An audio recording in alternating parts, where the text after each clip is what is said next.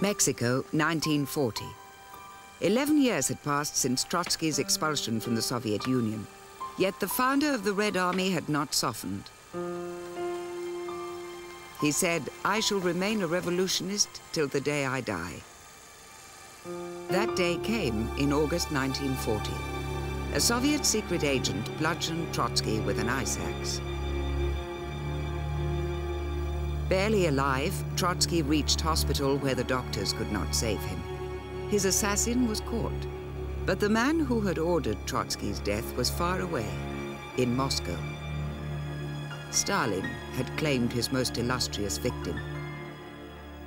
Trotsky was one of millions killed as Stalin purged party and people of opposition to his rule. I've been studying the purges for a long time. By my calculations, 20 million people died in Stalin's Great Terror. This celebrated observatory in Leningrad used to be the capital of the astronomical world until the 1930s. Astronomers here were accused of taking an un-Marxist line on sunspots and purged. Stamp collectors, weather forecasters, students of Esperanto suffered the same fate.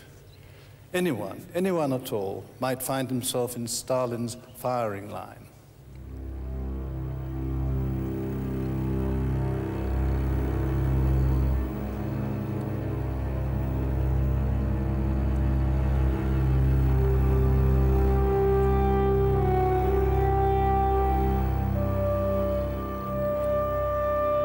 In 1989, this funeral service was broadcast by the television station at Chelyabinsk in Siberia. Thousands of bodies of people killed in the Great Terror had been discovered in a mass grave outside the town. This woman tells the Soviet reporter that she hopes to discover the fate of her parents, arrested in 1937. She says she and her brother were left to fend for themselves.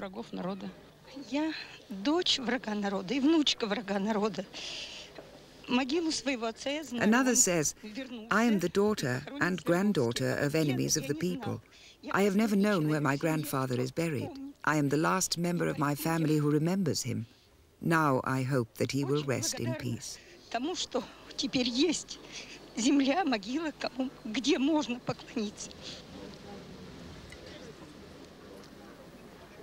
Сегодня по всей стране земля открывает могилы. Мы все. Nobel Prize winner Andrei Sakharov was there to offer moral support. For years, he had worked to expose the crimes of the 1930s. He says this mass grave at Chelyabinsk is one of many that have come to light in the Soviet Union. Each exhumation comes as a shock, even to those who knew of the grave's existence. A few did know the secret of Chelyabinsk. Yuri Gerasimov was one. He stumbled across the bodies in 1947 while exploring an old mine.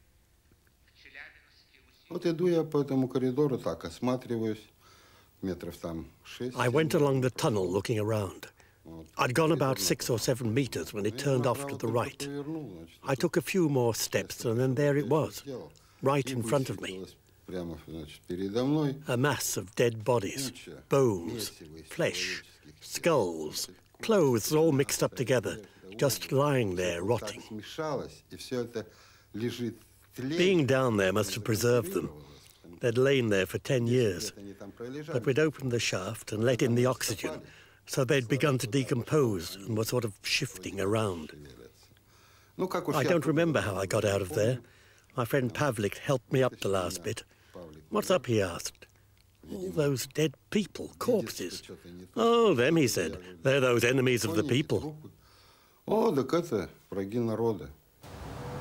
The bodies were transported by lorry. One night, Mikhail Moseyev decided to hitch a lift. When I jumped down into the back of the lorry, I fell onto something soft, dead bodies. Their legs were sticking out, naked legs. You could see the soles of their feet and their calves as well. They weren't dangling, but stiff, stuck straight out. so I knew they were dead. I got scared, so I jumped off the lorry, and that was that.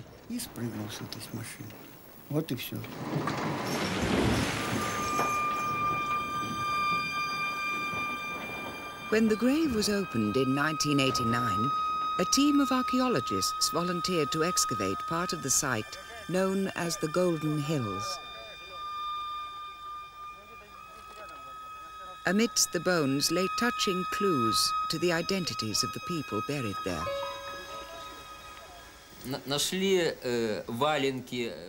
We found felt boots laced up with straw.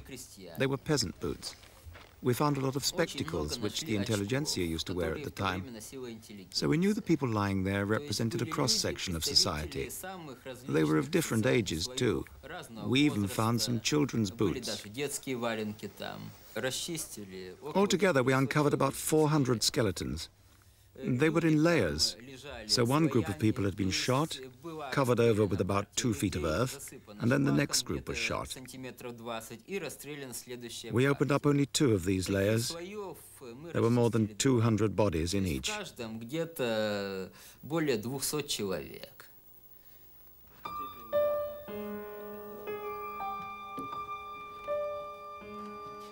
At the Forensic Center in Chelyabinsk, police scientists are analyzing the bones. They hope to discover the age and sex of the victims and determine how they died. All these remains have been investigated in great detail. Here's one of the skulls we've been looking at. It has a bullet wound. Here's the entry point and then the exit point. This means they were shot through the side of the head, like this.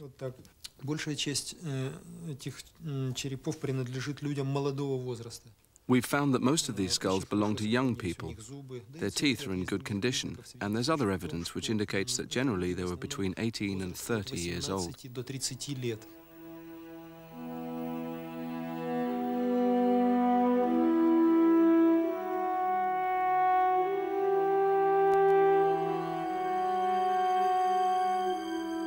The people of Chelyabinsk reburied a few of the bones dug from the Golden Hills.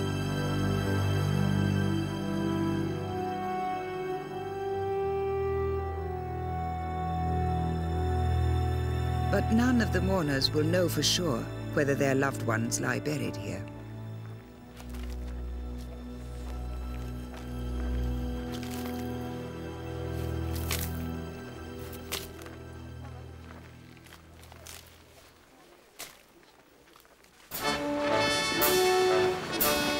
January 1934, the 17th Party Congress opened with celebrations. The first 5-year plan had been successfully completed. The party leaders helped to create the festive mood.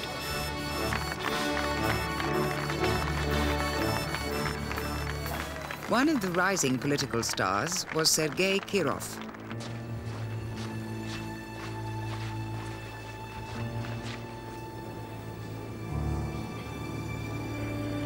At the Congress, delegates were to vote for a new central committee. Stalin was expected to come top of the poll.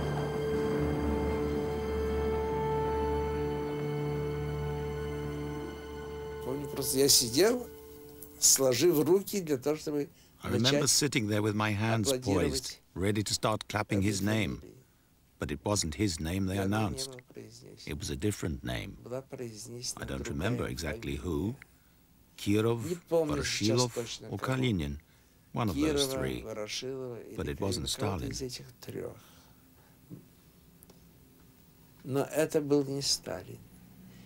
It shocked me so much that I remembered it for a long time afterwards. It was so strange. How could they not have chosen Stalin? And the second name they announced wasn't Stalin either.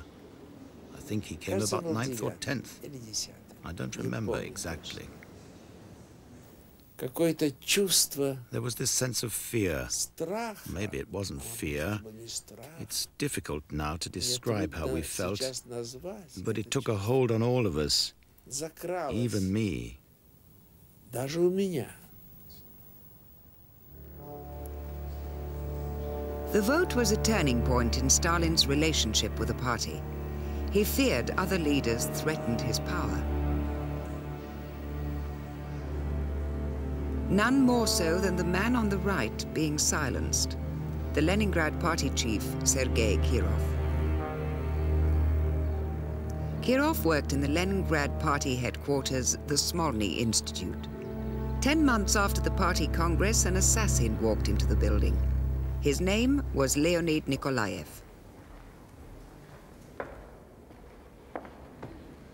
Nikolaev hid in here, waiting for Kirov to return to his office.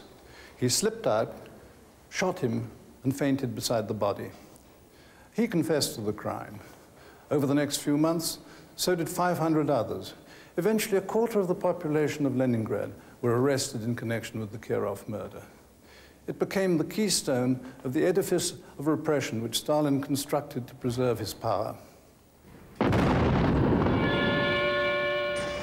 Stalin presided over Kirov's funeral. Nobody knows for sure whether he ordered the murder, but he quickly turned it to his advantage. Under a new law, oppositionists could be arrested, tried, and summarily executed.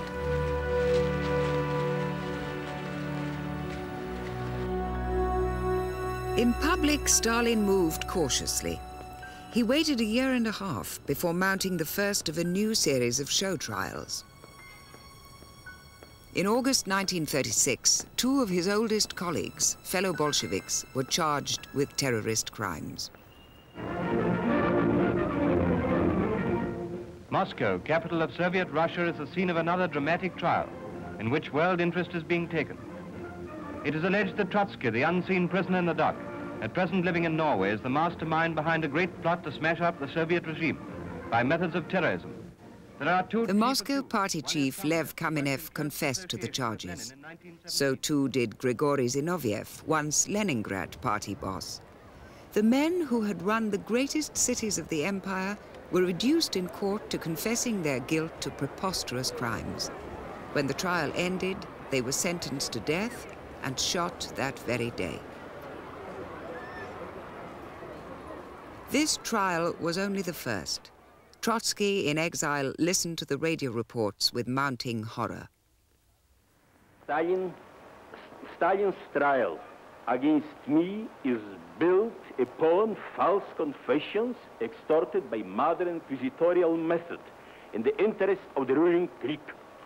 There are no crime in history more terrible in intention or execution than the Moscow trials of Zinoviev Kamenev and Radek Petakov.